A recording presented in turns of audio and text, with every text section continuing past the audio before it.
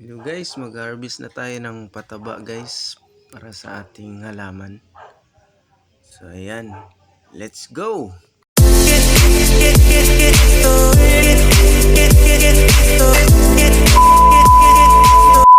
So ayan guys, meron tayong isang sako dito na gagawin nating pataba. I-harvest na natin. So ang gagawin natin dito guys is ibibilad muna natin para mamatay yung mikrobyo. 3 hours or 4 hours bago natin i-apply. So ito guys, ito yung mga pinagbalatan natin na mga mangga,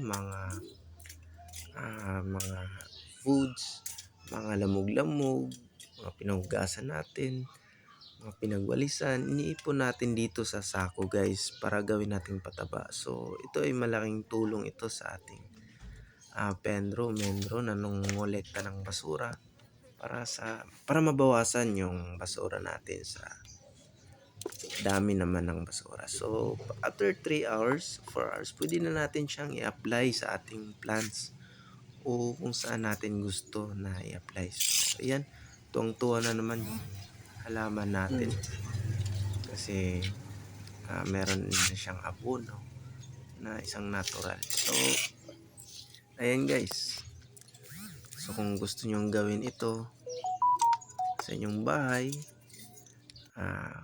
pwede guys para makakatulong tayo sa ating environment. So salamat sa iyong panonood. Thank you.